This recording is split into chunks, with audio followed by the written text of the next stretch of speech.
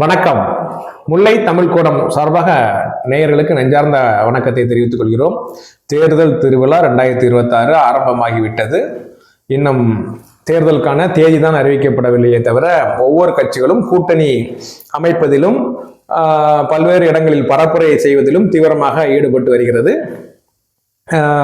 தேர்தல் அறிக்கையை கூட இப்பொழுது ஒரு சில கட்சிகள் வெளியிட ஆரம்பித்து விட்டன. அறிக்கை என்று இல்லாவிட்டாலும் கூட வாக்குறுதிகளை அள்ளி வீச தொடங்கி விட்டார்கள்.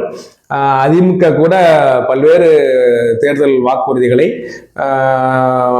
வீச தொடங்கி இருக்கிறார்கள். அவர்களுக்கு எடப்பாடியார் அவர்கள் கடந்த கொஞ்ச நாட்களாகவே திமுகவின் பல்வேறு திட்டங்கள் மக்களை வேகமாக சென்று அடைந்த காரணத்தினால் மக்களை குழப்புவதற்காக பல்வேறு வாக்குறுதிகளை அள்ளி வீசிக் கொண்டிருக்கிறார்.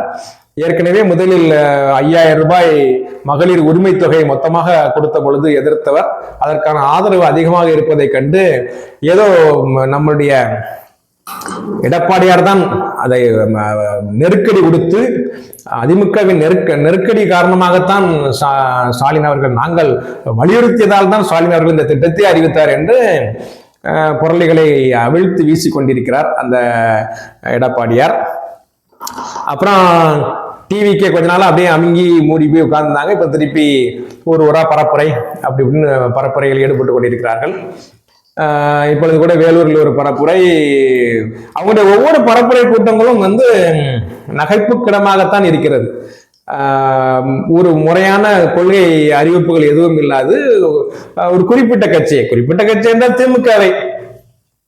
திமுகவை மொத்தமாக தாக்க வேண்டிய, அதாவது அவருக்கு தவறாக அறிவுறுத்தப்பட்டிருக்கிறது. திமுகவை தாக்கினால் மட்டும்தான் நாம் இந்த தேர்தல் காலத்தில் நிற்க முடியும் என்று யாரோ சொல்லியதன் அடிப்படையில் ஒரு குறிவைத்து திமுக தலைவர் ஸ்டாலின் அவர்களையும் தாக்கி கொண்டே இருக்கிறார் விஜய். இப்பொழுது கூட அவர் ஒரு மிகப்பெரிய நாங்க கூட அவர் சுமாரா நடிப்பார் தான் நினைச்சிட்டு இருந்தோம். ஏன்னா அவருடைய கடந்த கால படங்கள் அனைத்துமே பஞ்சு டயலாக்குகளால் நிரம்பி வழிந்து சண்டை காட்சிகளில் நிரம்பி வழியுமே தவிர நடிப்புக்கு என்று பெரிய முக்கியத்துவம் இருக்காது. அந்த சென்டிமெண்ட் காட்சிகள்லாம் இருக்காது. சும்மா அப்படியே ஏதோ அப்படியே ஒரு பாட்டு ரெண்டு ஃபைட்டு, சிம்ரன் கூட ஒரு டான்ஸ் அப்படி இப்படின்னு போயிடுவார். சிம்ரன் பழைய நடிகை, பழைய காலம், இப்போ இல்லை, நிறைய திரிஷா அப்படி இப்படின்னு வரிசையா நிறைய நடிகைகள், லியோ படம் அப்படி இப்படின்லாம் பார்த்தீங்கன்னா ஒரே ஃபைட்டு தான். அதாவது கடந்த கொஞ்ச நாளமாக விஜய் படங்கள் சண்டை காட்சிகள் மட்டும்தான் தூக்கலாக இருந்தது. வேற எதுவுமே அதுல குப்பை அப்படின்னு சொல்ற அளவுக்கு தான் இருக்கும். ஆனாலும் விளம்பரங்களை போட்டு போட்டு போட்டு மக்களை இழுத்து மயக்கி அது எப்படியோ படத்தை ஓட்டி வசூலை அள்ளி கொண்டு போயிருந்தாங்க. பிளாக்ல டிக்கெட் வித்து என்னத்தையோ பண்ணி. ஏன்னா இவர் பெரிய ஜனநாயகவாதி, இவர் பேசுறதெல்லாம் பார்த்தாச்சுன்னா ஊழலை ஒழிப்பேன் அப்படி இப்படி ஆணைய போனையான்னு பேசுறார தவிர இவர் பணத்துக்கு ஒழுங்கா வருமான வரி கட்டினாரா? இவர் வந்த வரைக்கும் இப்போ நம்ம உச்ச நீதிமன்றம் இவரை தலையில ஒரே குட்டு நச்சுன்னு குட்டி இருக்கு. இவர் ஒரு படத்துல 15 கோடி ரூபாய், புலி படம் நினைக்கிறேன், 15 கோடி ரூபாய முறையாக கணக்கு காமிக்கவில்லை, 1.5 கோடி ரூபாய் உடனே கெட்டுன்னு சொன்னா கெட்டணும்ல. யோக்கியம் உத்தமன்னா கெட்டணும்ல. உத்தம யோக்கியம் வரான் செம்படுத்து உள்ள கதை மாதிரி இந்த ஆளு உத்தமம்னா கெட்டணும்ல. இவன் அடுத்தவனு சொல்லிட்டு இருக்கான். அயோக்கியம், இவன் தீய சக்தி, நீ நல்ல சக்தியாப்பா, நீ யோக்கியனா, நீ அந்த ரூபாய் கட்டினியா, வருமானம் இல்லை இன்னும் கட்டாமதுனால உன் காரு அயல் நாடுகளில் இருந்து இறக்குமதி செய்யப்பட்ட காருக்கு நீ என்ன கட்டின? நீ முறையான சாலை வரி கட்டினியா?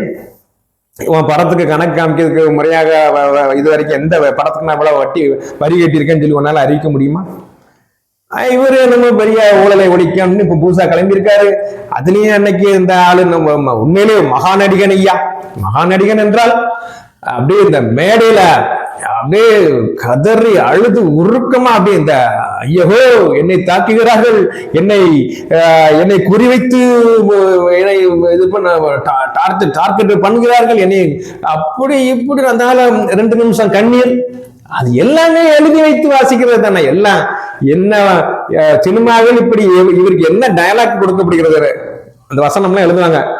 நீங்க எப்படி இந்த சமயத்துல அழணும், 2 நிமிஷம் எச்ச முழுங்கணும், அப்புறம் முடிஞ்சா தண்ணி குடிச்சுக்கிடுங்க, அப்புறம் சாரி சொல்லிட்டு பேச்ச ஆரம்பிங்க. இதெல்லாம் எழுதி வைக்கப்பட்டு ஏற்கனவே திட்டமிடப்பட்டு நடித்து ரிஹர்சல் பார்க்கப்பட்டு ஒத்திகை பார்க்கப்பட்டு நம்மளுக்கு முன்னால காட்சிப்படுத்தப்பட்டது. உடனே இங்க உள்ள இந்த விசில் அடிச்சாங்க குஞ்சுகள் எல்லாம், ஓ தலைவர் அழுதுட்டாரியா சொல்லி உடனே உயிருக்கு அப்படி உயிரை கொடுக்குற மாதிரி தான் வேகமான கத்தல்கள், கூச்சல்கள், ஆர்ப்பாட்டங்கள். ஐயோ, ஒரு படத்துல அந்த என்ன சத்யராஜ் மணிவண்ணன் கவுண்டமணி எல்லாம் நடிக்கிற படத்துல வந்து மீனாவை காதலிப்பதற்காக சத்யராஜ் பல்வேறு பணக்காரன் வேஷம்லாம் போடுவாரு. ஒரு கட்டத்துல கவுண்டமணியை பிடிச்சி 2 சாத்துறோன்னு உண்மையை ஒத்துக்கிடுவாரு. அப்ப கவுண்டமணியை அடிச்சு கீழே உட்கார வச்சிருக்கோம். ஆனாலும் சத்யராஜ் கவுண்டமணியை கவனிக்காம அவர் பழைய உதாரிலே சீனை போட்டுட்டு இருப்பாரு. அதனால ஒரு கட்டத்துல கவுண்டமணி எந்திரிச்சு, ஐயா உங்க ரீல் அந்து போச்சியா அப்படின்னு சொல்ற மாதிரி மகா நடிகன் விஜய் உங்க ரீல்லாம் அந்து போயிரும் சீக்கிரத்துல, அதுக்கான காலங்கள் வரும். கரூர் சம்பவமே வந்து உங்களை ஊர் உலகத்துக்கு வெளிச்சம் போட்டு காட்டியது.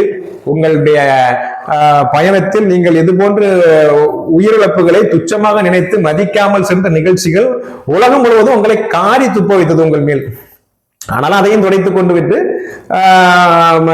நீங்கள் மேடையில் நாடகம் நடித்துக் கொண்டிருக்கிறீர்கள். பல கரூர் சம்பவத்தை பத்தி பேசலாம், நம்ம பல்வேறு விஷயங்களை பேசலாம்.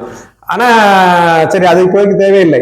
இந்த தேர்தல் களத்தில் நாம் என்ன செய்ய வேண்டும் என்பதை தான் நாம் பார்க்க வேண்டும். அதுல வேற நான் வெற்றி அடைந்த கரூர் சம்பவத்துல இறந்தவன் வீட்டுக்கு போய் துக்க விசாரிக்க விட நீ போகாத. நீ வெற்றி பெற்றால் தமிழகம் முழுவதும் கிராமங்களுக்கெல்லாம் போய் எல்லாத்தையும் பார்த்து பேசுவியாமா? என்ன நகைப்புக்குரிய விஷயமாக இல்லையா?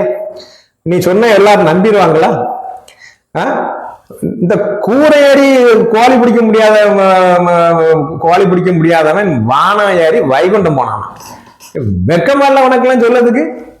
உன்னை பார்த்து கேள்வி கேட்க ஆள் இல்லைன்னு நினைச்சிட்டு இருக்கேன். இல்ல கேள்வி கேட்டா ஐயோ என்ன கேள்வி கேட்கிறார்களேன்னு கண்ணீர் அழுகு இது ஒரு நடிப்பு. நீ நடிச்ச உடனே எல்லாரும் நம்பிடுவோமாயா விஜய்?